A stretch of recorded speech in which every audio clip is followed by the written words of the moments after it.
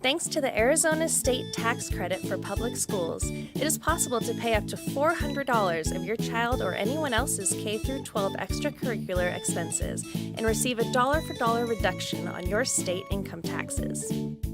Have a student participating in elementary or high school athletics? Pay their participation fees using a tax credit donation and receive a dollar-for-dollar reimbursement on your tax return. Have a student performing with their school band out of state? Pay their travel costs using a tax credit donation. Have a student participating in test preparation for the ACT or SAT? Pay for their prep courses and materials with a tax credit donation. A high school student taking a CTE industry certification assessment? Put that tax credit option to work. Only have fur babies and no students in our schools? Make a tax credit donation to help a class take an educational field trip to the zoo. Whether it's for your child, a grandchild, or just to help students out at your neighborhood school, the Arizona Public School Tax Credit Donation Program makes it easy to fund extracurricular and enrichment activities for K-12 students and to get a dollar-for-dollar reduction or refund on your taxes. Spend your tax dollars in your neighborhood and make the day a little brighter for the students in your local Peoria Unified School. You now have until April 15th to make and claim your tax credit donation. Go to www.peoriaunified.org/tax credit to find out more or to make an online donation today.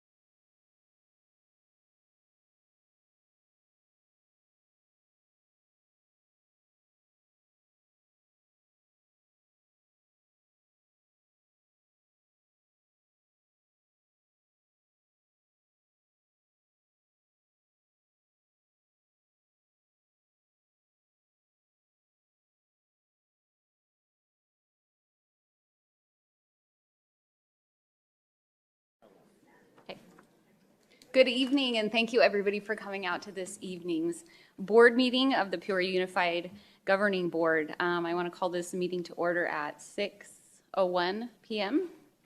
We're going to begin with our opening exercises, starting with a moment of silence. And during this moment of silence, if we can all just take a minute and send our good thoughts and our prayers to the students at Alta Loma as they lost another student this week. Following that, Ms. Ewing is going to lead us in the Pledge of Allegiance.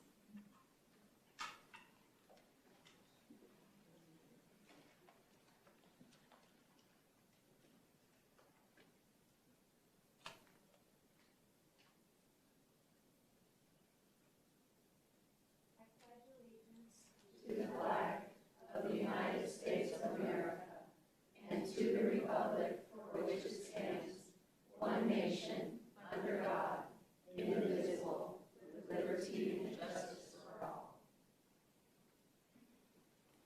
Thank you. I am so excited to see so many people here, and I also wanted to recognize the hundreds of people that join us digitally for these meetings. I think last meeting we had over 800 people watch and join the meeting, so it's such a blessing to be part of a district where so many people are so passionate about the education of our children. All right, moving on to 3.1, the address agenda and considering adoption or recommending changes. Board members, does anyone have any changes that they would like to be pulled from consent agenda? President Proudfit, no, there is none tonight for me. I don't have any either. I don't have any changes, thank you. Okay, great. With that being said, I do need a motion to approve this meeting's agenda as presented. I move that we approve this evening's agenda as presented. I will second. Ms. Donner, we have a motion made by Mr. Sandoval, seconded by Mrs. Ewing. Board members, please cast your vote.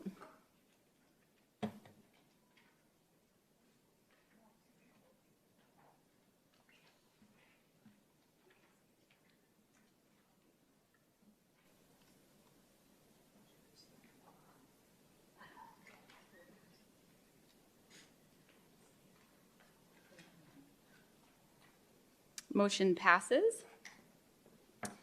All right, we're going to be moving on to section 4, recognitions, and welcoming Miss Airy up to give us some great celebrations. Well, good evening, President Proudfit, members of the board, cabinet, and guests. It's wonderful to be here before you, and we do have one formal recognition for you this evening. But before we move on to that, I want to let everyone know that January is National School Board Member Month, and I wanted to just take a moment on behalf of cabinet and on behalf of our district to thank our 5-member governing board for the tireless efforts that you put forth, so much that is behind the scenes and that our public doesn't get to see as you pore over agenda items and documents and spend time having conversations with us and other staff members to really deepen your understanding of our district so that you can make good decisions that benefit our 36,000 students and our 4,000 staff. So if we could give our governing board members a round of applause and thank them for their service.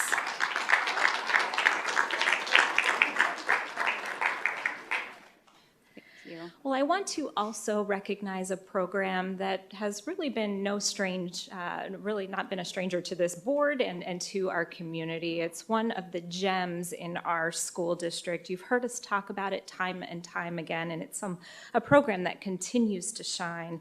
It's the Met Professional Academy, and for those that are not familiar with this program, it's really an innovative way that we are reimagining the high school experience and empowering students to focus on discovering their passions, their strengths, and exploring career opportunities through real-world, industry-connected experiences in the areas of medicine, bioscience, global business, technology, and engineering. And it's, of course, right in the heart of our district in the old main building on the campus of Peoria High School.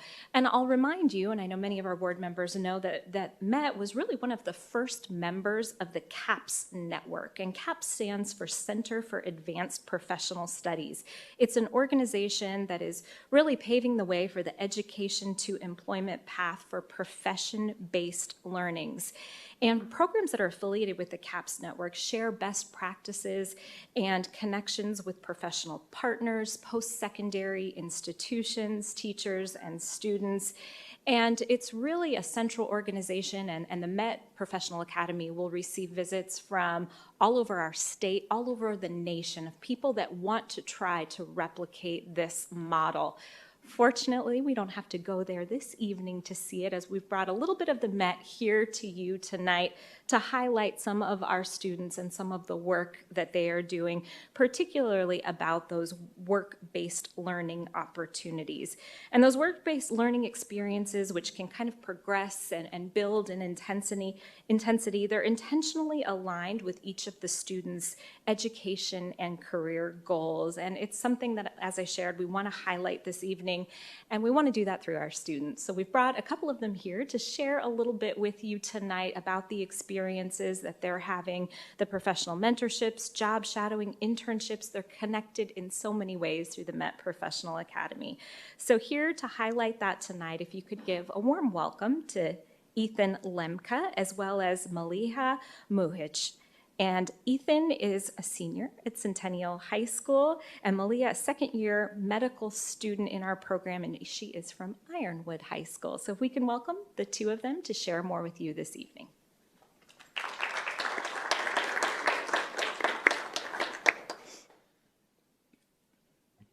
Good evening, Madam President and board members. My name is Ethan Lemke, and previously stated, I am a senior at Centennial High School, but I am also a second-year engineering student at the Met Professional Academy. And I'm here to talk about an opportunity that I never thought I would have received in my life because of this program.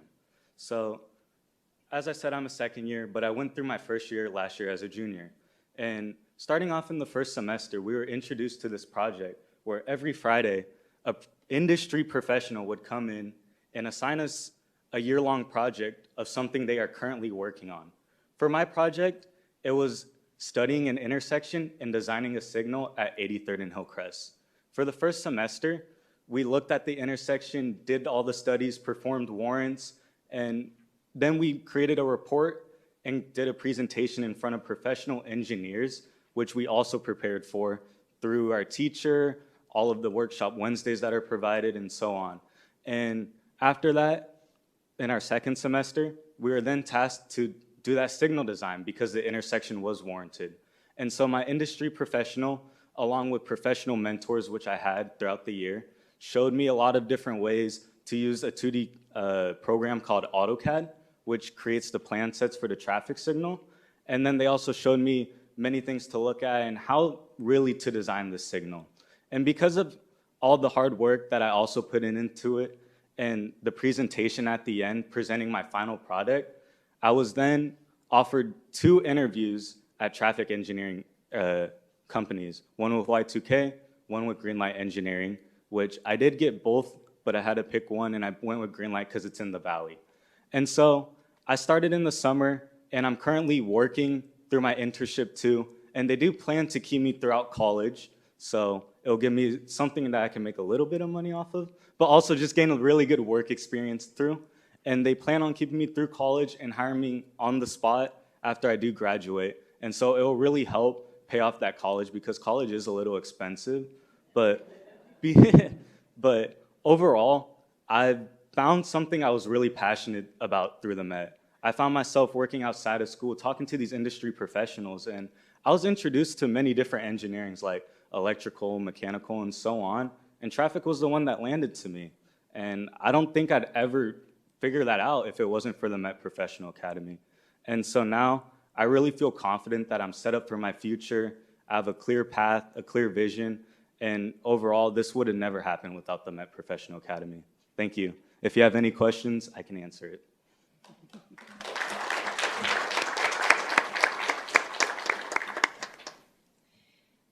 I know, I would just like to say thank you. I know you worked on a project for a stoplight right around the corner from my house that I get to benefit from every day. So thank you for your great work and for your enthusiasm for the program. Thank you. All right.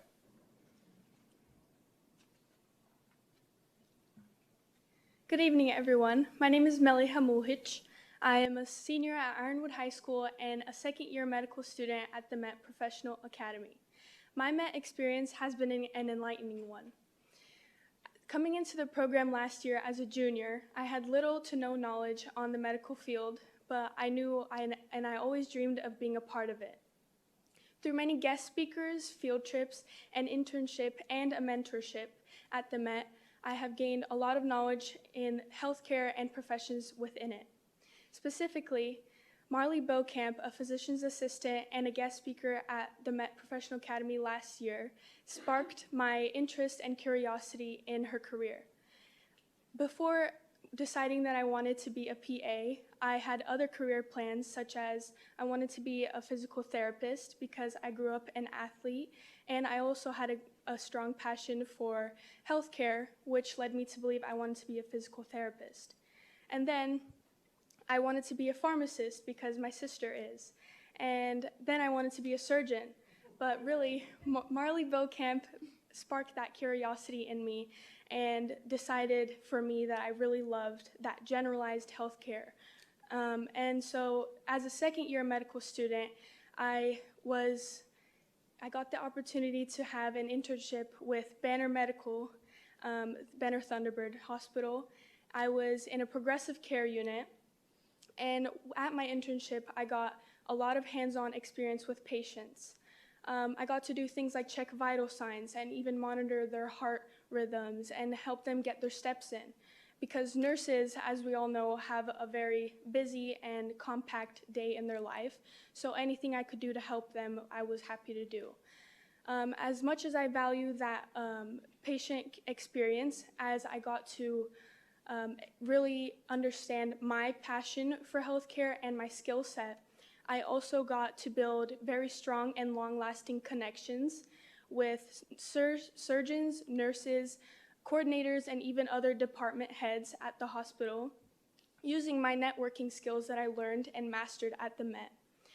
For example, one day in an elevator on my way out of the internship, I met the Chief of Operative Services at Banner Hospital, and he eventually got me hooked up to shadow a couple surgeries. As you know, minors, especially, I'm 17, don't usually get that experience to be sitting in a room where a surgery is taking place. I was able to watch a laparoscopic appendectomy, which is an appendix removal, and a toe amputation. All of these experiences are ones that I would not have without the Met, and they specifically helped me learn, like I said, more about my passions and where my skill set would belong in the healthcare field. So overall, Met has proven itself to be, over and over again, a place where high school students can transition into being adults through professionalism, innovation, and collaboration. Thank you all. Thank you.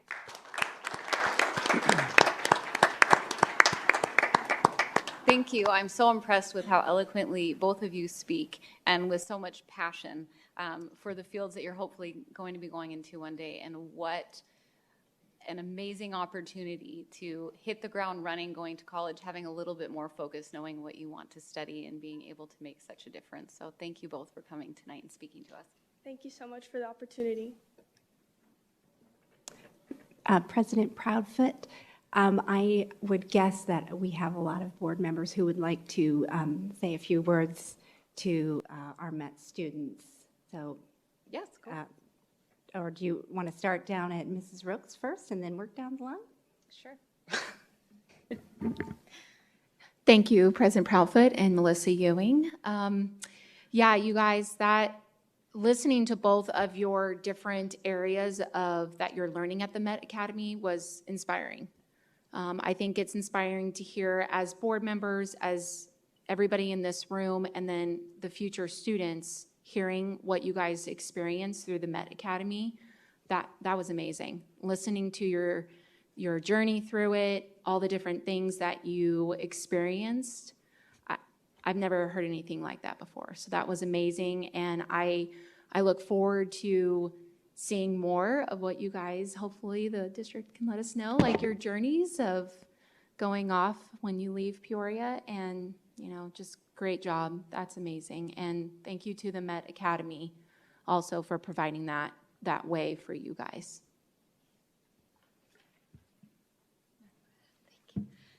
Ms. Ewing? Sure, yeah, no.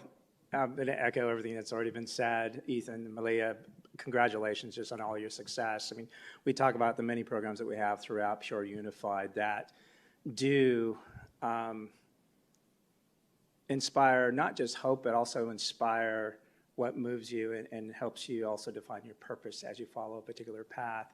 And you both kind of talked about that. But what I also loved in the conversation was the intentionality around whatever it is that you do or go on to be, it has an impact on people, you know, whether it's safe streets or the healthcare industry. Just always have that in your mind as you move on, that how you're making a difference, not only from an industry perspective, but how you're changing lives as well. So congratulations, and agreed, Ms. Coakley and your team and all the individuals at the Met, the leadership there. Thank you again, as always, just for, you know, inspiring hope in our youth, nurturing their creativity, and just really developing well-rounded individuals. So thank you for that. And congratulations again. I wanted to say, well, you guys know I've been down at the Met and seen your projects and your showcases, and they're amazing. I love how every time I bring somebody from an industry associated with the work that you're doing in, that they're absolutely amazed, their jaws on the floor about how you guys are skilled and ready to go in your career path. So that's kudos to the Met. I'm going to give a little bit of a plug to the Met. If you are in any industries that they are working on, they have plenty of opportunities to be involved, whether it's going down there and judging or mentoring and so forth. It's an amazing program, amazing students, and it's really great. And any of our board members who haven't been down there, it sounds like we've all been down there, to see any of their showcases and their projects they're working on, I highly encourage that, and I encourage our community to get out there as well. Congratulations. Mrs. Airy, what I will say is they've already plugged some alumni that could be showcased in your Unified magazine coming up when they leave our district.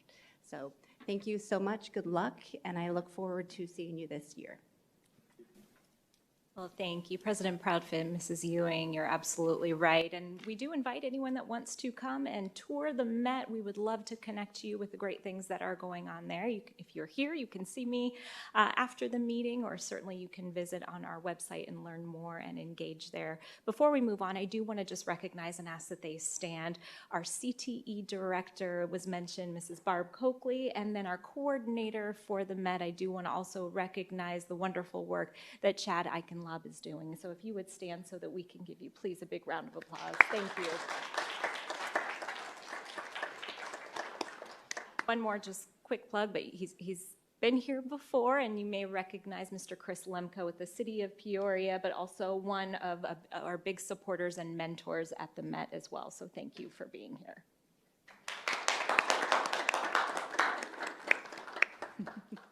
Thank you. Moving on to 4.2 board comments. This is the opportunity for the board members to publicly recognize schools, groups, or individuals who have made contributions to the district. Mrs. Rooks? Thank you, President Proudfoot.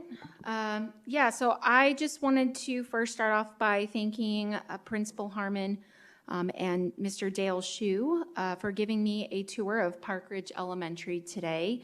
It was just really great to kind of walk around the school with them and get to see some of the teachers in the classroom working with the students and just having those conversations. So it was a great experience. I also want to say thank you to Mr. Nuttall for accompanying me to Copperwood Elementary for a tour there as well, to the principal who took the time to just show some of the classrooms again. It was just really cool to have that experience, and it was also a rainy day schedule, so that was fun. And then I did want to highlight a couple of things. I attended the ESSA conference. I know Clerk Sandoval was there. So that was pretty cool to see all of the different conferences. I know Dr. Teresa Hernandez was there and Lori Garcia. So that was really great. Oop, lost there. Okay. Also, I did attend, we were invited to attend the Peoria City Council meeting on January 16th.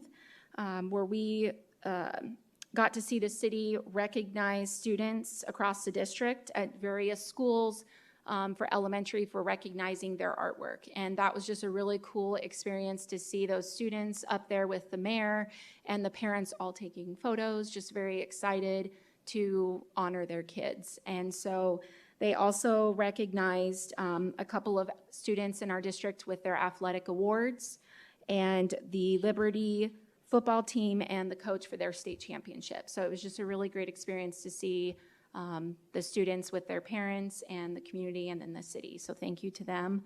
I also wanted to say congratulations. I did see that Principal Stockwell at Country Meadows Elementary was recognized for Principal of the Month by Grand Canyon University. So that was pretty cool to see online.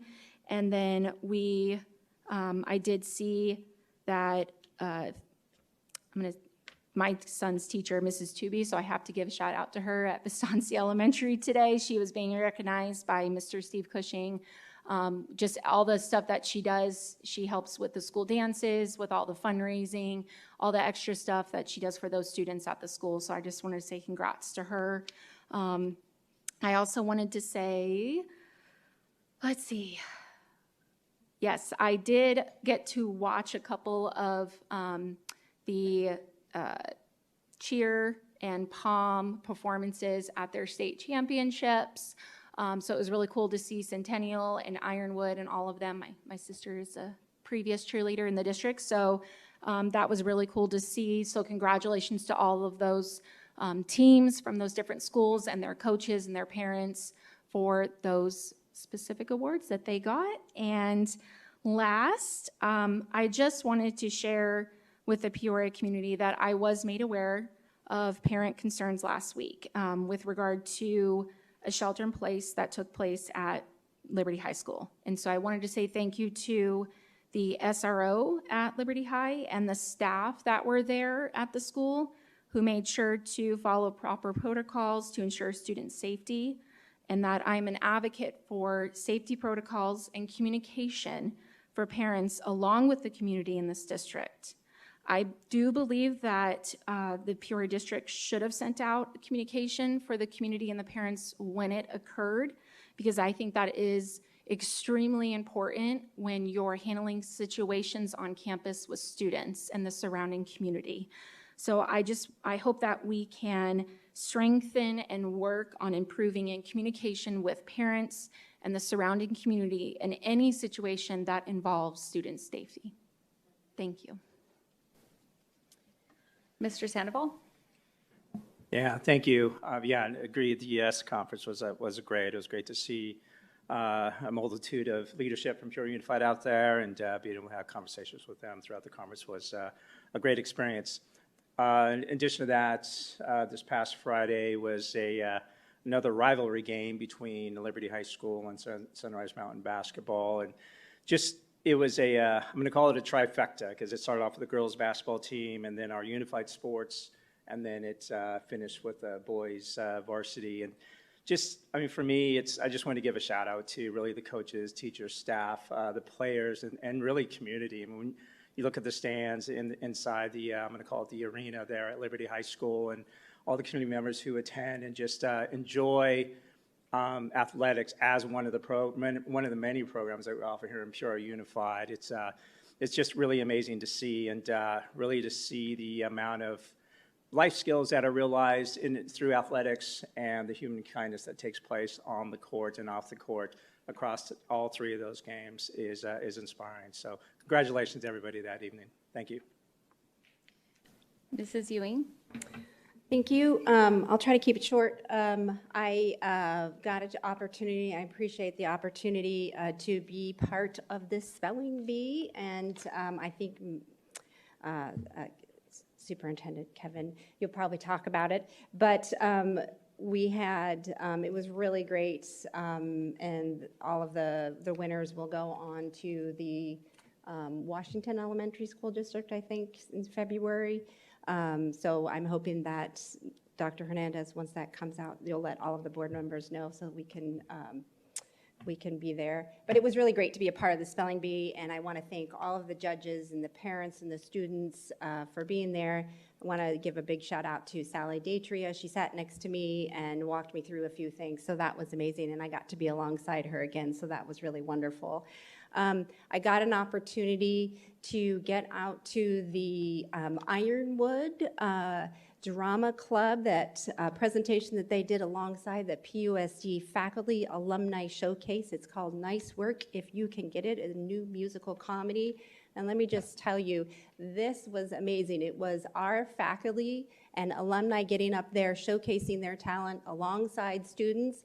And it was really quiet when I got there, and by the time I left, there were students cheering on their teachers and who were using their talents in the musical comedy. And I just wanted to say the Peoria High School choir teacher and her husband were the main feature in there, and they were absolutely amazing, rock star, and it was so fun to see them inspire all the students in the room. So it was really great, and that's the kind of stories that inspire me to continue to work hard and keep coming back and doing the work of the district, because every time I get out there, I see teachers inspire students, and it's amazing. And then I got out to, or I'm in this series that Maricopa County Superintendent Steve Watson is putting together. It's called Teacher Powered Classrooms. It's student-focused learning, and I've started that, and so that's pretty exciting class to be a part of, because you're with people from all over Maricopa County, all educators and staff members. So that's been really great, and I appreciate that. I just really want to say thank you, all the educators and staff out in the district working so hard to give students the best learning experience possible. Thank you. Thank you. I just wanted to quickly highlight one thing. You know, a lot of times we hear the negative happening, but this is something small that happened in the district, but I think something that was really impactful. You may have noticed at the Liberty Sunrise games that a lot of the basketball players on the boys basketball team had shaved heads. Did you notice that? And what they did is during a pep rally, they have a student at Liberty that is undergoing treatment for cancer. And during that pep rally, a bunch of the boys on the team decided to support him by shaving their heads. And it's something that's so small but makes an impact in the community, and just wanted to highlight those students. All right, moving on to 4.3, Superintendent's comments, turning the time over to Mr. Molino. President Proudfoot, members of the Governing Board, Cabinet, and guests. Liberty High School's POM Hip Hop Dance Squad was named the 2024 Division I POM Hip Hop State Champion. This is the third consecutive year that Liberty has taken home the state title. Congratulations, ladies, on your continued success, and thank you for representing the district at the state level for the third year in a row. Centennial High School freshman Chloe Gatros took first place at both the Flowing Wells Wrestling Invitational and the annual Officer Brad Jones Wrestling Invitational. We congratulate Chloe on these victories, and we cannot wait to see what she will accomplish in her years to come at Centennial High School. And congratulations to Marshall Ranch 8th grade student Salem Galaviz for winning the spelling bee last week. He's an amazing young man, and his personality is just extremely unique and enlightening. So thank you. Wonderful. Thank you, Mr. Molino. We are going to move on to public comment, but I wanted to quickly excuse anyone who needed to go home. If you want to, you're free to go. We're moving on to Section 5, public comment, request to address the governing board with matters that are not included in the agenda. As always, we're going to spend 30 minutes on this line item. Each individual has 3 minutes at the podium. A reminder to our community that state statutes prohibit the governing board from discussing and responding to comments that are not on the agenda. Speakers in the audience are to refrain from abusive or profane remarks, disruptive outbursts, applause, protests, or other conduct which disrupts or interferes with the orderly conduct of the business of the meeting. Personal attacks on board members, staff, or members of the public are not allowed. It's inappropriate to utilize a public hearing, the public comment section, or any other agenda items for the purpose of making political speeches. Engaging in such conduct and failing to cease upon my request will be grounds for ending a speaker's time at the podium or for the removal of any disruptive person from the meeting. I'm sure none of that will happen. It's fine. All right, the first speaker tied to public comment is Mia.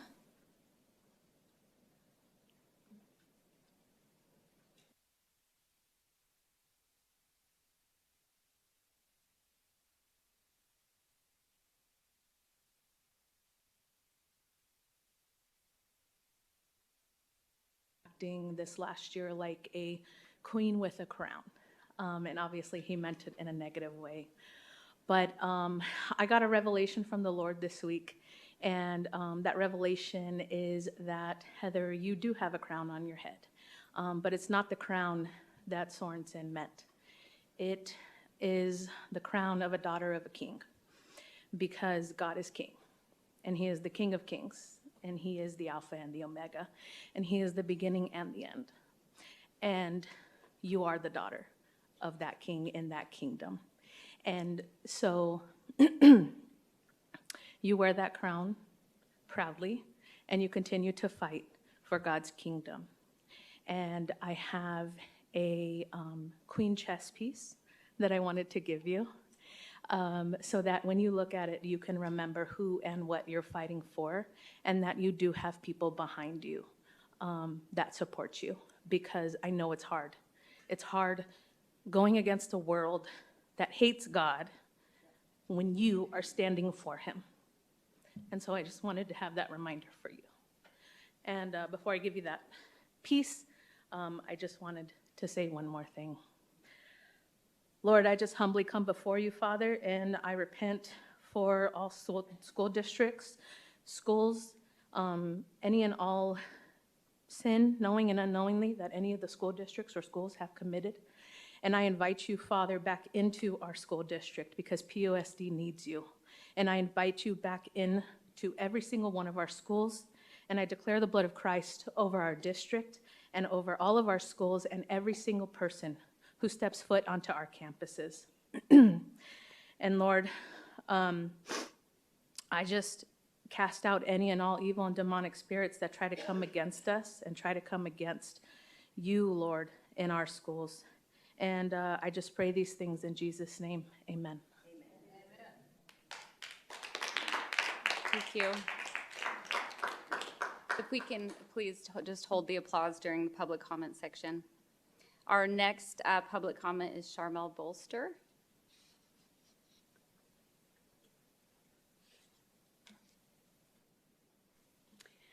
Good evening, President Proudfoot, Board, Cabinet, and guests. Some weeks ago, the board recognized the Peoria Traditional School for its outstanding academic achievement. Tuesday, I had the opportunity to visit the school and see exactly what they did to achieve such high results. One of the first things that I noticed was the peaceful and tranquil atmosphere in the school.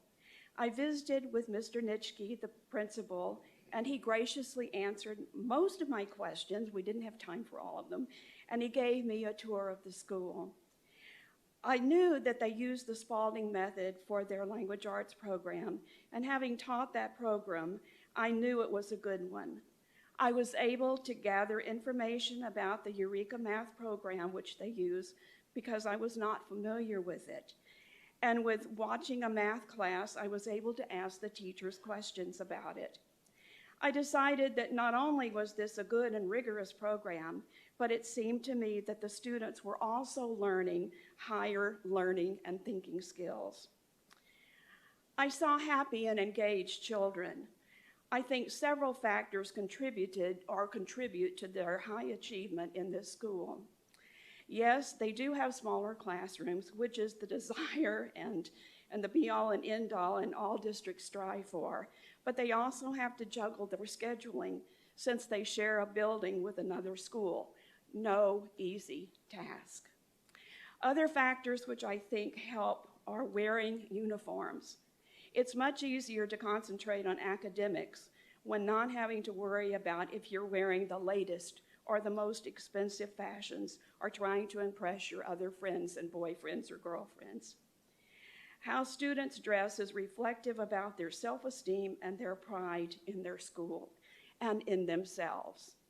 High expectations and parent support were evident and are certainly a crucial component.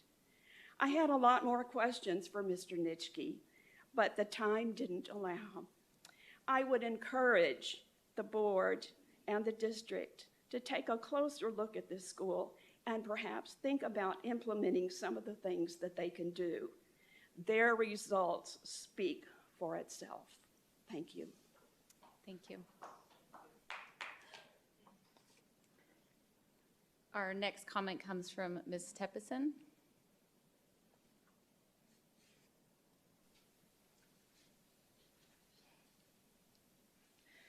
Good evening. I fled communism. It was the escape to freedom. I speak on many subjects and I do address the board as one and have respect for all. I may disagree with any of you and vice versa, which is okay, freedom of speech. Board set direction, ensure accountability, must know your strategic plan and adopted policies so you can monitor progress towards goals and actually be knowledgeable, capable to supervise and evaluate the superintendent. Share with your community during your board meetings a line or two on how do you ensure accountability and monitor progress towards goals. Board, bring clarification and or defend your district when needed. Be daring leaders. Is it easy? No, because choosing courage over comfort is not always our default. Worth it? Always. When community members bring here for all to hear and recorded on public YouTube stuff such as your district is pushing satanic, evil agendas, I, as a proud parent of a child attending PUSD and also representing hundreds of students from my community, have a huge problem with that. It is the reputation of a district that my child has been attending since first grade. Stand strong for your students and families. Share during your board comments facts that many Peoria board comments or during your board meetings, many Peoria parents do not know because they do not read the public document posted online pertaining to adopted policies of PUSD, adopted on January 24, 2013. Here's teaching about religion policy in PUSD. It is there. You can read the contents of the Old Testament and the New Testament, the history recorded by the Old Testament. There is teaching about religion in PUSD. It is adopted policy, so there is no satanic ritual. The only ritual, so to speak, is the Pledge of Allegiance that's actually recited under God. If I may, few insights. Oh, I still have time. If a board member receives concerns and wants to add items on the agenda to discuss, clarify during the board meetings, the president should allow it. Peoria does not allow boys into girls' locker rooms or showers. The case at Liberty High School was a special care plan that went wrong. Unfortunately, one boy with beard was scary, vaping, or just sitting watching girls and created unnecessary turmoil and lack of transparency where it could have been handled differently. Personally, I have no problem having Bible reading here, although it's a board meeting, as many others. Okay, I'm running out of time. But the community members who read were always in anger with harsh, hateful comments. I never heard a Timothy 2 that tells about learning and teaching. It tells us that we should study and show God that we understand Ms. truth. Teppison, I'm so sorry. Student, Your okay, time's next concluded. time. Thank you. Our next speaker is Mr. Toby.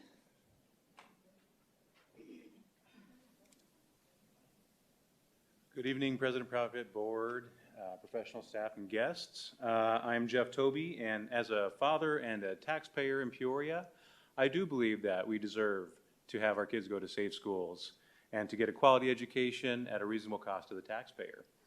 I do want to highlight the incident at Liberty a week ago where we had a lockdown, and I want to commend the officer who made a split-second decision to put the kids into lockdown when dealing with an irate parent that made it into the footprint of the school. I think having those plans and processes in place, spelled out, I think this is a case on when the plan worked. I do think that maybe to get better as a district, maybe we should implement an after-action plan. Reason why I say this is because whenever there's a practice lockdown drill or a fire lockdown drill or a fire drill, we usually get an email. My oldest daughter goes to Liberty, and when I heard about the lockdown through social media, I was waiting for the correspondence. I was expecting something to be said. Nothing was said. And so it was a little bit disappointing in that communication did not go out in a timely manner. People wonder what happened, students are left to speculate, and it just adds confusion when a lockdown's in place and officers and patrol vehicles respond lights and siren to your school. I think that in an after-action report, we can identify those areas where we can become better as a district, and I think that's one of those areas we should highlight. So I would like to recommend that the board considers maybe implementing an after-action report. It's industry standard when it comes to the security space to do after-action reports, and if the district does do an after-action report, maybe expanding on that to include those items. I also would like to urge the board as far as transparency. I submitted a yellow card for future policy agendas or things on the agenda at the next meeting. On January 11th, I missed this. On the consent agenda, we had a SAVAS application for approval. And it seemed like it was a math application. Obviously, the board adopted SAVAS curriculum last year to the tune of $11.3 million. Curriculum's expensive. So when I opened up the board document for this application to help specifically high school math, it was $1 million a year. And my mouth dropped. We're spending another $1 million a year on an application that's supposed to assess student needs when the original contract, from what I read, included print and digital resources. My question is, will the district adopt or be willing to adopt a policy that any expenditure over $100,000 not be included on the consent agenda and should be discussed out in the open and voted on after discussion and debate? I think that would increase trust, and as a parent, I'm obviously conscientious about the spending of our school dollars. We need to spend them wisely. Thank you. Thank you. Our next speaker is Christina Rogers.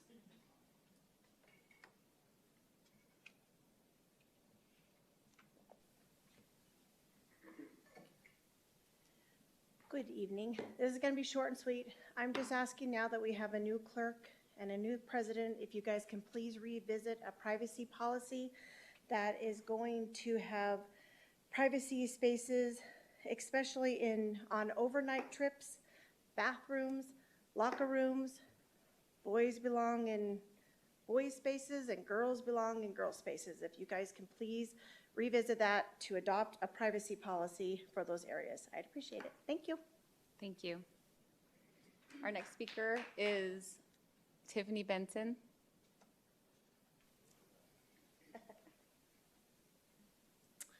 So I just wanted to make some points of clarification. At the last board meeting, President Proudfit, you asked Board Member Rooks to comment on her lawsuit, which she can't, but I can. So the First Amendment permits us to openly practice our faith, whether we're private or public citizens. At best, that disposable establishment clause is open to interpretation, and some anti-constitutional minds are so open that their brains have fallen out. Like PUSD, Mesa has only one quality board member who's suing their district for violating our parental rights bill. So lawsuits are necessary when rights are violated. At the last meeting, somebody also complained about the admin fees for the public records requests that Board Member Rooks and others are basically submitting. So here's the deal. Whenever board members, administrators, anybody in the district is hiding information, for example, like spending taxpayer dollars on a third bathroom option we didn't ask for, the public has the right to know about that, regardless of how much those admin fees are. A true waste of money, though, in a school district is when you spend upwards of $8,000 per student, multiple millions of dollars on a curriculum, and then by the time the students graduate, less than 40% of them can even read their diploma. This is gonna be a funny analogy, no disrespect, but Have you ever noticed that whenever lights come on, roaches tend to scatter? So now that the lights are on in PUSD, we look forward to the scattering when Steve Watson and David Sandoval's positions are up. Drop out of the race. Thank you.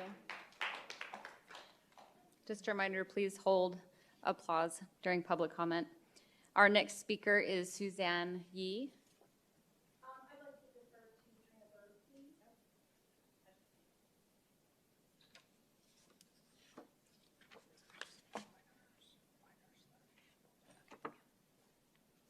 Good evening, President Proudfit, members of the board, cabinet. My name is Trina Berg, president of Peoria Education Association.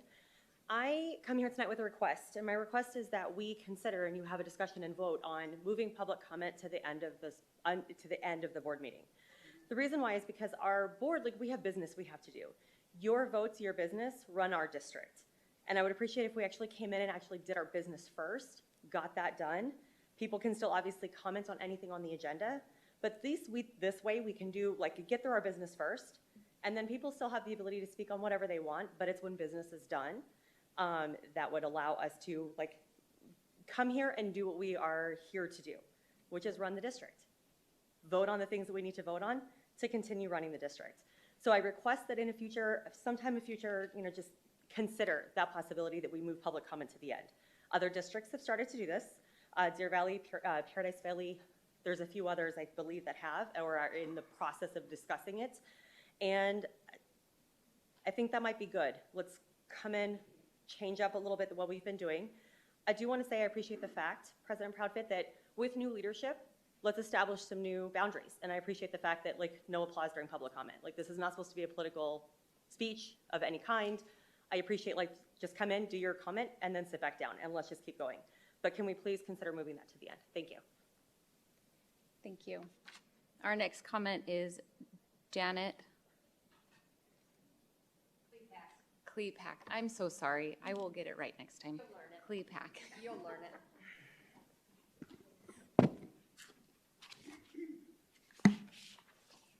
Board members, let me redeclare the Declaration of Independence, endowed by our Creator God, the first word of the Bible, the first word in Genesis. In the beginning, God created. Abraham Lincoln would have called your shenanigans of voting at the last board meeting tyranny and oppression. We of Peoria voiced Heather Rooks as president. It is us, Peoria, who guides you, period. I am frustrated. Heather ran board meetings. She was a clerk. Your shenanigans, the ex-president nominated the newly appointed, voted in, appointed. Evil votes you into presidency. Board members continue evil by voting the president or ex-president into a clerk. Disgusting. Oh, and let's not forget, the new board member was so sweet to kindly second Heather's nomination. Snake slime. Oh, how I love theatrical fluttering. Oh, I'm the president. Oh, my goodness. I can't even run the meeting now. Oh, terrible. It is Peoria Schools children's educational lives and learning environment that's at stake here. Pray with me, believers. Creator God, your spiritual cleansing to this Peoria School Board. May they turn and change. Otherwise, God, crush the evil in this board and in our schools. In the name of your Son, Jesus, our Savior, amen. God's people are awakening and fighting. We are calling on Creator God in the name of his Son, Jesus.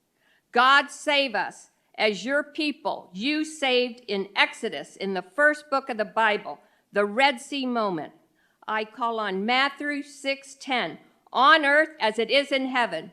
The Constitution is for us, the people. We, the people. We will not stop. We are protecting our children and our grandchildren. Beware of slippery slopes, black ice, avalanches of your voting on this board. We will not comply. President Trump states in his 24 when he is elected, federal funding of schools will stop. No mask, no vaccine, no manipulation. Also, we need to refrain from political statements during public comment. Our next comment is from Ms. Teddy Todd.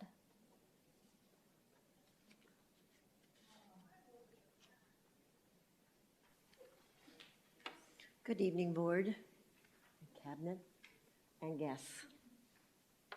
I'm an advocate for all children in our schools, public, which is government schools, private, religious, charter, and homeschooled. I have a passion for our future leaders and a higher calling to educate. I have hope and faith that what is not good for students can be removed from all schools wherever it shows up, and what is truth and really good can be excelled in education at all levels, including our colleges and universities. I ran out of speaking time last time, so I'll continue with what was last time's speech. The fifth one I had as a goal for the year to analyze all our data and adjust our budget and goals to reflect the processes that expedite gain in proficiencies in all basics for all students. I was a part of the foreign language or world languages advisory committee today. Excuse me, 8 to 4. That was awesome.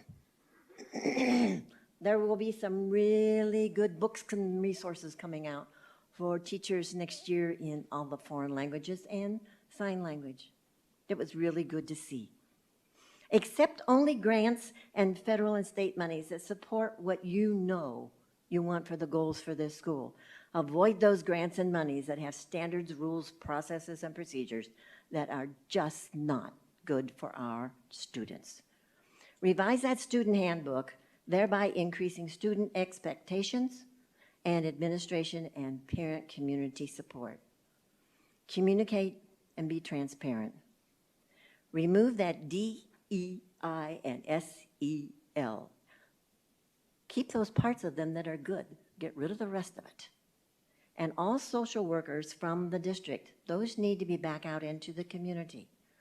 Schools are not the place for mental health workers. Parents are the lead on the health of their children. We desperately need academic counselors for the 6th, 7th, and 8th grade levels in each K-8 building for students and for the parents. We educate both. Take another look at the MTSS behavior data process. Do not let behavior data drive curriculum and teaching. Keep proficiency data for the continuous basics improvements. I'll run out of time again. Again, I repeat, phonics for reading is absolutely critical. All research shows it. Kids must be able to read by the end of 3rd grade. They need to know those math facts also, and then they are really ready to learn. We've got to hire more teachers. They need money.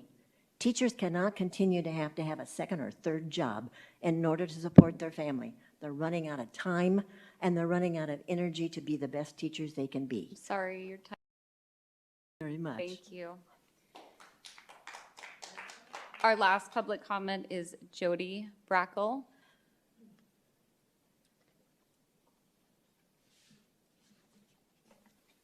Bracket. Oh, sorry. It's okay. Well, even after the shenanigans last meeting, I wanted to congratulate Becky to your new position. Just please remember who you serve and vote for It's We the People, not for Sandoval. Please stand on your own, do your own research. I hope you show good integrity, transparency, and truths. I hope we see good choices coming from you. All I ask is you to do the right thing. It's a perfect opportunity. President, is now that Trina had asked to put comments last. Please do not. Don't be a tyrant and allow your constituents to speak last. We pay for this space, but please do not do that. God bless. Thank you. That concludes the public comment. Mr. Molino and Cabinet, please follow up accordingly with anyone that needs further information. President Proudfit, if I may. So, during public comments, if our names are mentioned, we have the opportunity to speak. And I just want to really support what you said about public comment, including any type of, political commentary, right? So across this entire district, quite frankly, it isn't inappropriate to have any public comment that is for or against any candidate. So we do not have a public or a political platform throughout the district, and as you know, there's no campaigning throughout the entire footprint. So thank you for mentioning that, but I just wanted to reiterate and support that as well. Thank you. Thank you. All right, we have no items that were removed from consent, so we're going to move on to Section 8, action items. Our first item this evening is 8.1, the presentation of Peoria Unified School District's annual financial audit reports for the fiscal year 2023. We're going to turn the time over to Ms. Myers.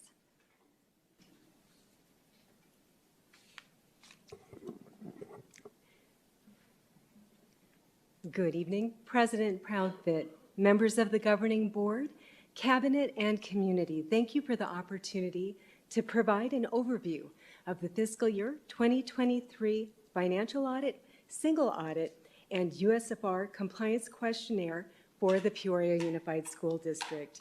This evening, I am joined by Dennis Maschke, CPA, partner with CWDL Certified Public Accountants, the district's audit firm.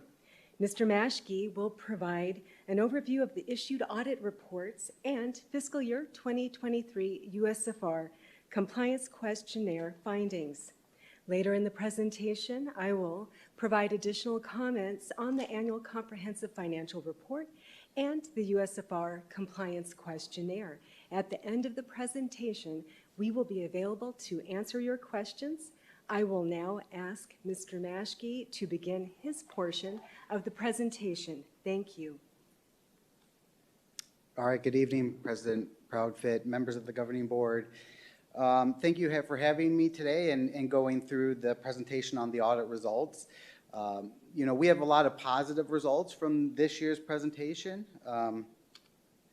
And so there's 4 documents as part of the financial statement audit that we provide. The first is called the governance communication. It's about a 4-page letter, and it just talks about what happened during the audit process, if there were any difficulties, any changes in accounting procedures. And then we also have the annual comprehensive financial report. That's a large document. That's your financial statements where we provide our opinion. We have the single audit report where we're giving an opinion on the federal programs that the district receives. And then lastly is the USFR compliance questionnaire, which is a 30-page checklist of yes and no answer questions that we're required to submit to the Arizona Auditor General. I just wanted to briefly talk about the audit process because it's not just a 1-week type thing. It takes about a year in total to go through an audit. So in the beginning of the year, we call it the beginning of the year in May, we have a planning meeting. We do a lot of our compliance test work before the end of the school year. That's followed up by in the summer where we do some attendance testing. And then there's a little bit of a lull in the summer, and then we get into our final fieldwork testing at the end of the year. That takes about a week in October. We go through and finalize the financial statements by the end of December. There's a deadline of 12/31, and then we have this presentation early in the year. And then throughout that process, we're always in communication, answering questions, talking with the business office, and going through questions and answers. Again, I briefly talked about the governance communication report. We had no difficulties, no disagreements with management, no significant issues or journal entries to discuss. There was one implementation of a new accounting standard. It was called GASB number 96. subscription-based information technology arrangements. All that means is that if you have a multi-year subscription-based software, accounting standards want you to capitalize that and record it much like a lease would be recorded in previous years' GASB implementations. We went through that process with the district. They analyzed all their software agreements, and it wasn't a significant impact to record that within the financials. Within the financial statements, we issued an unmodified, which a long time ago used to be called a clean opinion, so there were no significant events. We also provide an in relation to opinion on the combining the other schedules. It's about a 90 to 100 page document. So we give an opinion on the basic financial statements. We provide an in relation to opinion on some of the combining schedules where it displays more of the details. And then there's an introductory and supplementary part of the financial statements, which is historical data and information that we don't audit, but we do review as part of the financial statement compilation. Within the single audit report, this is where we audit the federal programs, and the biggest program this year was the ESSER, the COVID funding that's still being spent, so that's a program that we're required to test by the federal government, so we continue to test that program. We saw or did not have any material weaknesses or significant deficiencies to identify and report on. And then this is just a brief overview. The district for the fiscal year 23 had about $51 million in federal spending. We test around 29 million of that.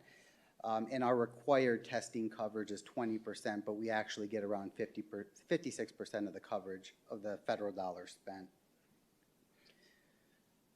The last thing is the USFR compliance questionnaire. Again, like I mentioned, it's a 36-page questionnaire, goes over a lot of things from governing board management procedures, budgeting, student attendance reporting, property control and equipment. There's quite a few sections. Last year in fiscal year 22, there were 4 total findings, and this year we actually didn't report any findings, which I think is a pretty significant accomplishment. It's very rare. I've been doing this for 20 years, and this might be in the top, in 5 times I've ever seen this happen.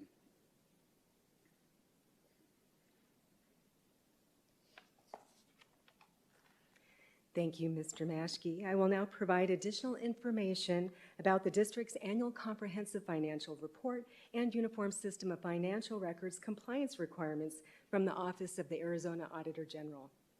The Annual Comprehensive Financial Report, or ACFR, is one of the most important documents for any government or school district to establish financial transparency and credibility with its community, creditors, and oversight agencies, as well as investors who purchase the entity's bonds.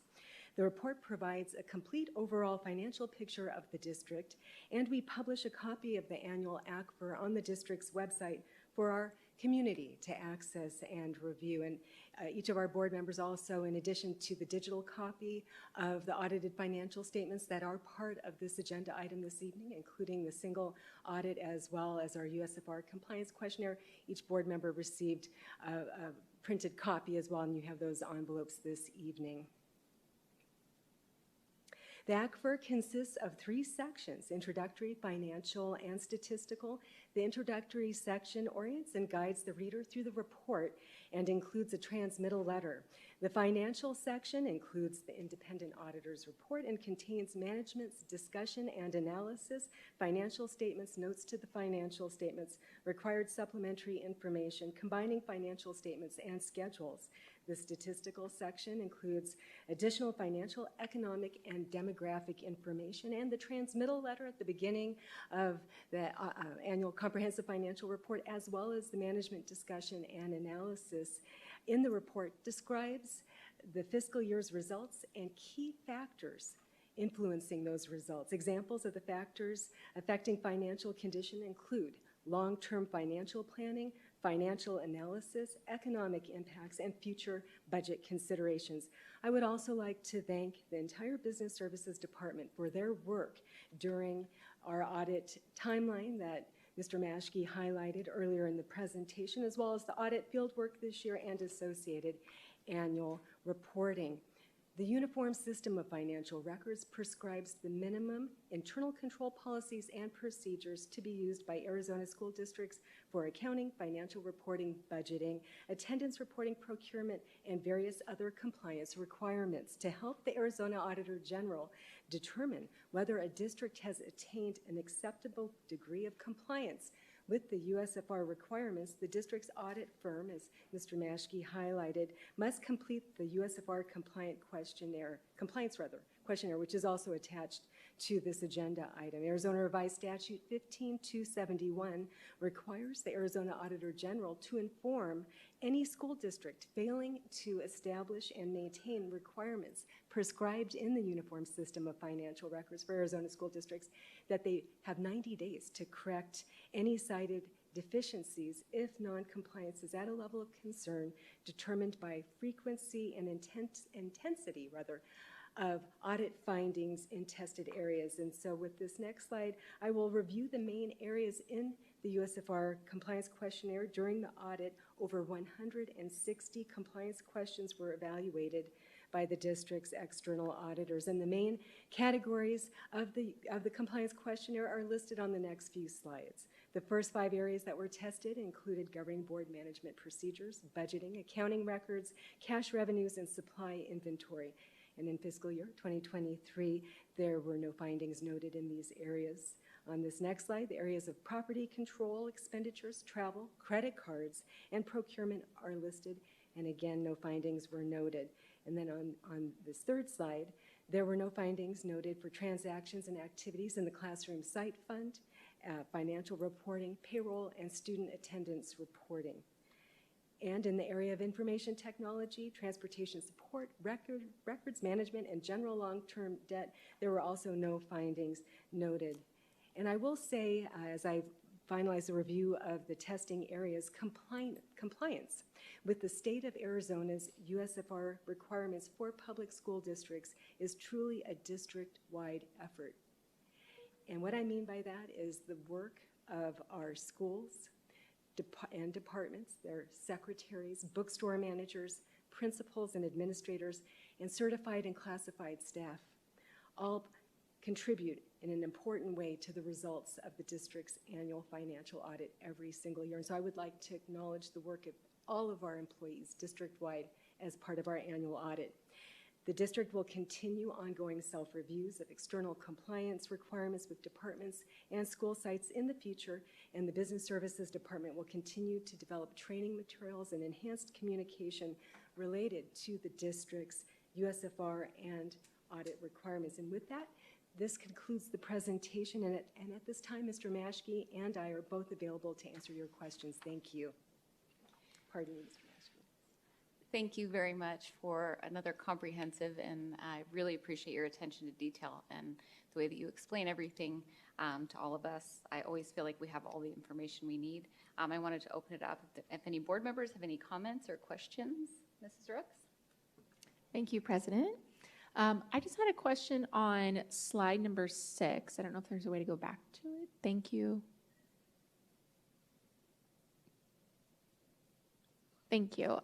You mentioned the last bullet point here, the GASB statement number 96. I didn't know if maybe you could elaborate more on just a little bit more into detail of what that part is, I guess. Yeah, so that's a governmental accounting standard. So each year they'll issue some of these standards, things that need to be changed in financial reporting. Or things that need to be added to the financial statements. Several years ago, we had to have a giant pension disclosure, which changed how the financial statements look. Last year, there was one on leases, where districts needed to record, or all governments needed to record your leases on the books a little bit differently. And this year, they're adding for subscription-based software. So like instructional software, let's say you have a 5-year instructional software, and it's paid over that 5 years. It gets recorded in that first year and then gets amortized over that 5-year period instead of being expensed on a yearly basis. It's just a change in the financial reporting model that the Governmental Accounting Standards Board puts out. Okay, thank you. That's all the questions I had. Mr. Sandoval? Yeah, thank you, Ms. Myers. Mr. Mishke, correct? Yes. Yeah, thank you both. You know, you said it earlier, you know, there's that saying, it takes a village to educate a child, and it takes a village to run a business services office, you know, throughout the fourth largest school district in our state. But the accolades just continue, and I'm grateful for that. You and your team and everybody involved, all centered around people, meaning centered around the success of our students, centered around all the associates, centered around our community, and being good stewards of those public dollars. So thank you for all that you do for this district, you, the team, and all involved. Mr. Mishke, thank you for being a strong partner in this case as well. Appreciate it. Mrs. Ewing? I just wanted to say thank you to your entire team and all the schools and everyone who's dedicated to fiscal responsibility within this district. And they understand the importance of it and keeping accurate records and making sure everybody gets everything in the right date and so forth. So I really appreciate that. And all I could think about was how much all of our students could learn when we talk about financial literacy across the district, and we have business foundation classes and so forth, and how much they could learn about how to run a district and so forth. So I appreciate the leadership and all of the awards that your team has gotten for being so responsible and just excellence in your financial career. Thank you. Thank you. Since we don't have any public comment tied to this item, board members, I need a motion to approve and accept the fiscal year 2023 audit reports and compliance questionnaire. And thank you, if I may, President Proudfit. What's unique about this requirement is a roll call vote, and that's actually in statute. The legislature made that change a couple of years ago, so may I ask that that be by roll call vote, please? Absolutely. With that said, I'll move that the governing board accepts the FY 2023 audit reports and compliance questionnaire by roll call vote. I will second. Ms. Donner, we have a motion made by Mr. Sandoval and a second made by Mrs. Ewing. Since this requires a roll call vote, Ms. Donner, will you walk us through a voice vote? Mrs. Rooks? Yes. President Proudfit? Yes. Mr. Sandoval? Yes. Mrs. Ewing? Yes. The motion passes. Thank you, board members. Our next item, 8.2, approval of administrative appointment, Executive Director for Business Services. We wanted to welcome Ms. Vesley.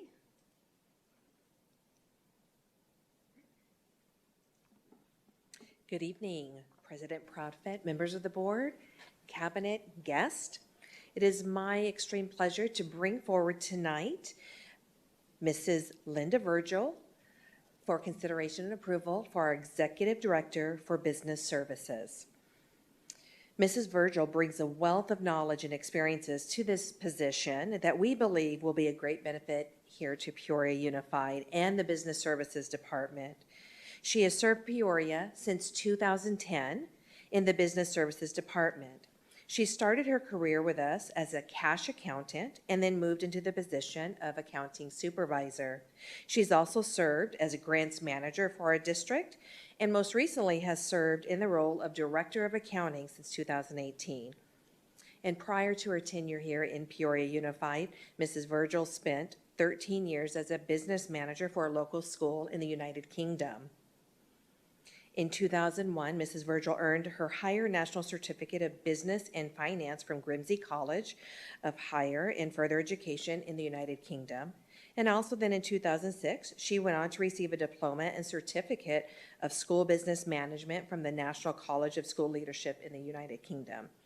And in 2009, Mrs. Virgil earned her Bachelor of Arts Management and Arts Honors School Business Management from Manchester Metropolitan University in the United Kingdom.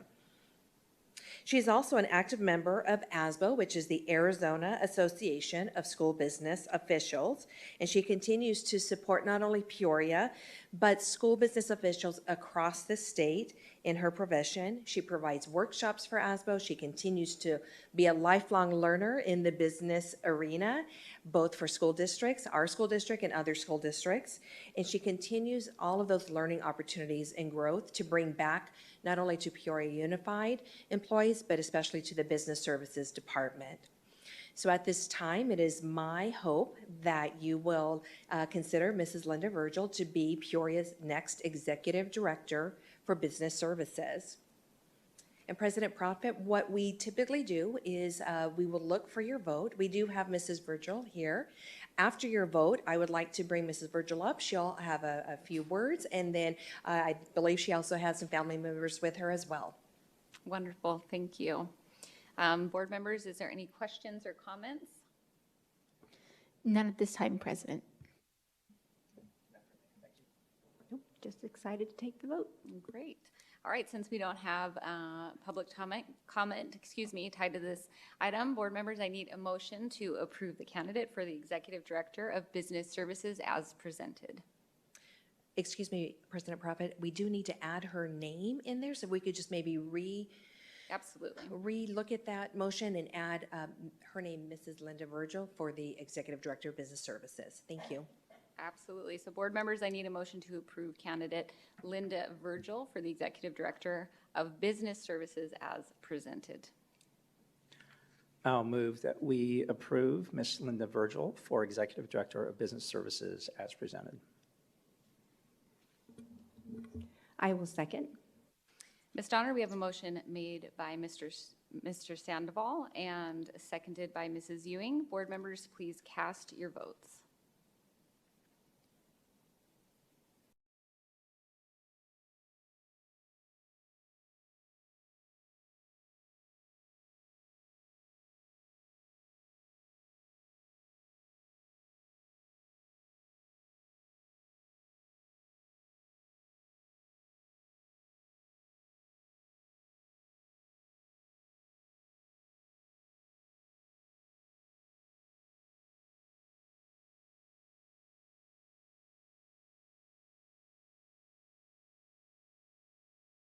Congratulate her and invite her to come up and say a few words.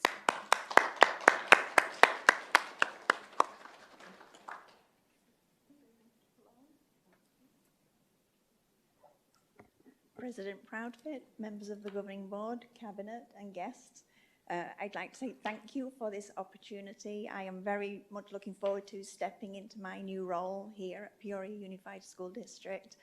I'd like to thank my husband, Doug, for always being encouraging me and believing in me, and Michelle Myers for her incredible leadership and guidance. I'm very much looking forward to the future here at Peoria. Thank you. Thank you so much and congratulations.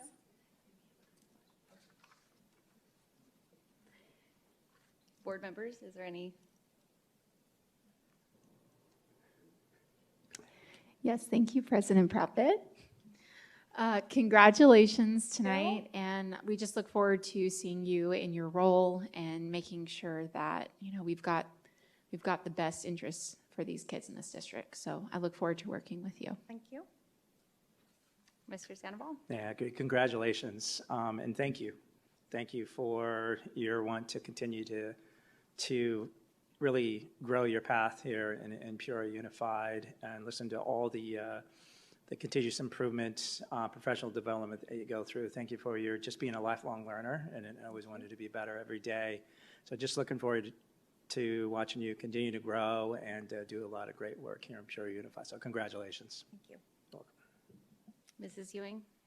Thank you. Congratulations. Welcome to the team. I appreciate that you continue to choose Peoria. And I'm just really looking forward to all of your creativity and talent and expertise that you bring to this district, and to sit with you at some point down the road and find out what your goals and so forth are and how I can support that. So thank you. One thing that I think is really special about this district is time and time again we see employees that want to stay within the district. And it really is a family, and we are so lucky to have you as part of the PUSD family. So thank you. Thank you. Thank you.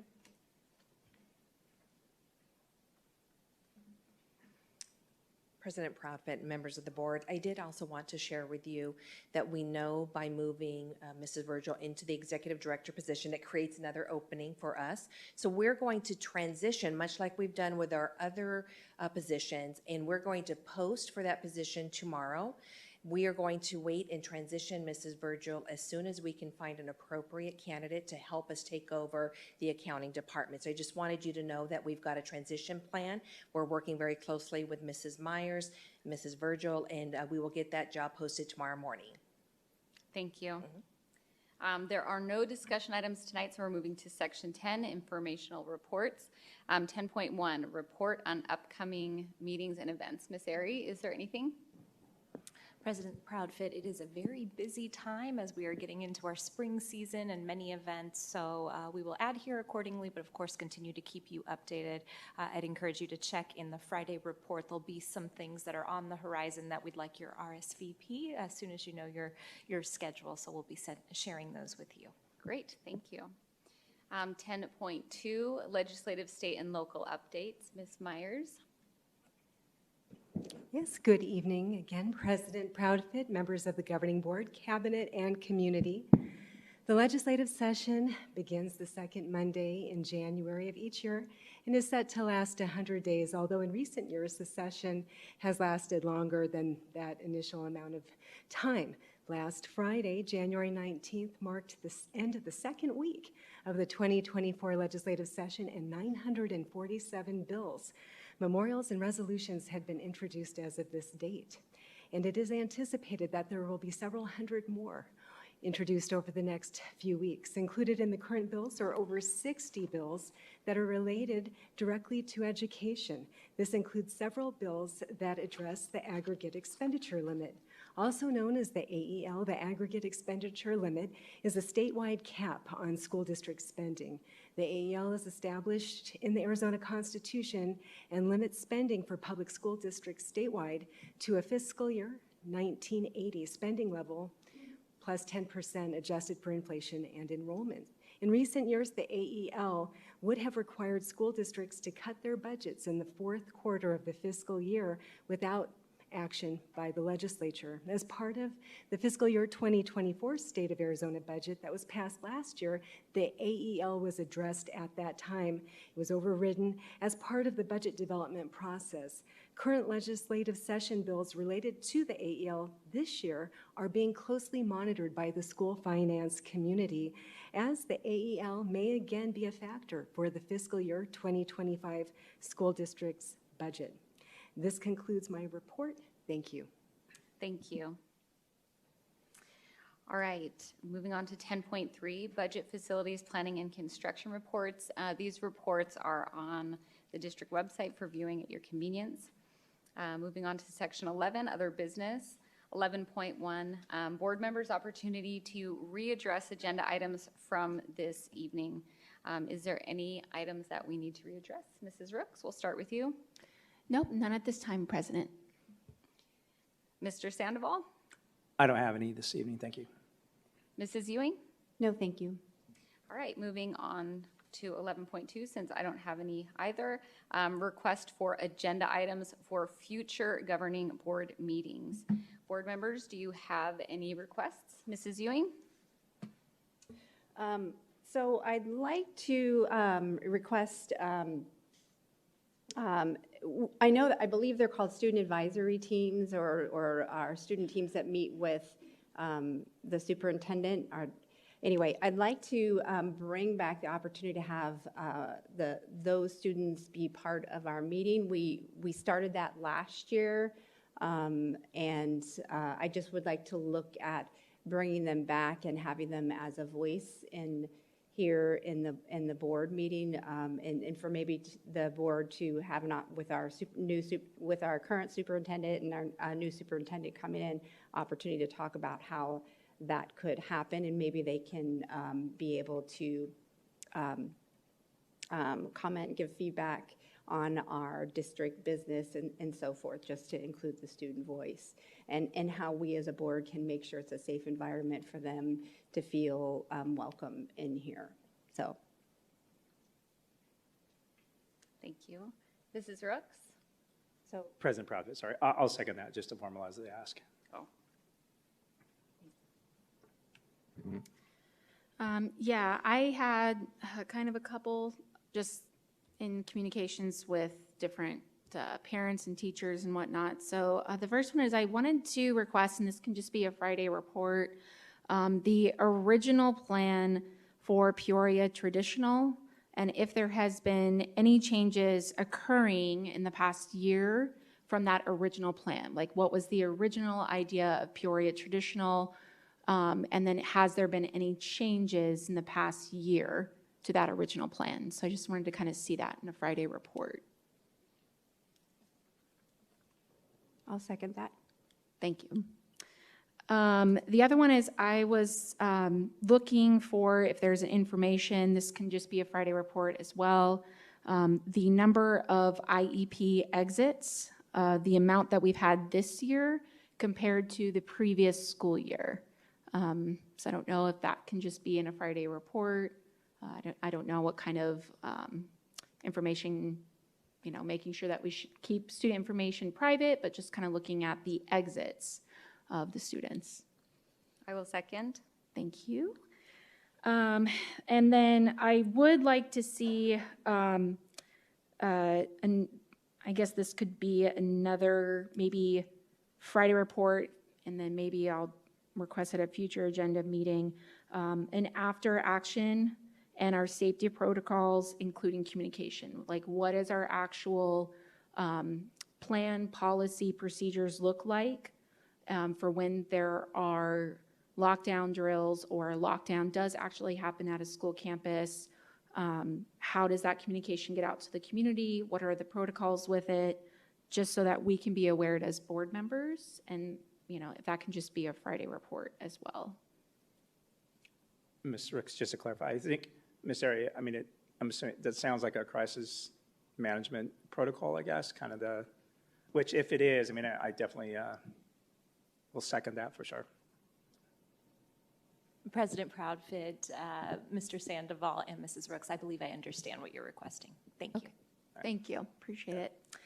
And the last is I would like to see some type of, it either can be a policy or procedural with the consent agenda, because it does seem like there are things that go on the consent agenda, and in my understanding is consent agenda is supposed to be for routine matters, and so as board members, I would hope we would want to make sure that the consent agenda item, if there's big things on there, that it's more of an action item versus consent agenda. So I just would like to see whether it's policy or procedural for a future discussion or an action item on that consent agenda item piece. Can I offer something? Is that something that maybe could be included in as part of our superintendent transition process as he comes in and we work with him to identify the things that would be part since he might have a vision for that? Yeah, that's totally fine. We can, if that can be a board retreat discussion with him, but I want it just on the future, just so that we can be more prepared with that, with consent agenda items. So that's fine. I will second that. And that was it, sorry. Mr. Sandoval? Yeah, no, I know I have a few items that we have coming up and around future governing board meetings, so I am good for now. Thank you. Great. All right, and I don't have any for this evening, so moving on to 12.1, adjournment. I do need a motion to adjourn this evening's meeting at 7:30 p.m. I will motion to adjourn at 7:30 p.m. I will second. Board members, please cast your votes. President Proudfit, can you please repeat who made the motion, who made the second? Oh, I'm sorry. It was Mrs. Ewing who made the motion, and I seconded. Thank you.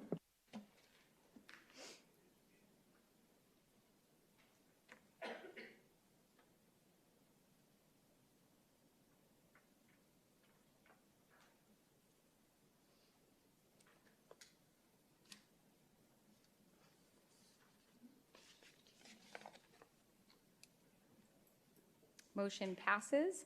I just want to thank everyone for coming out and hope you have a good evening.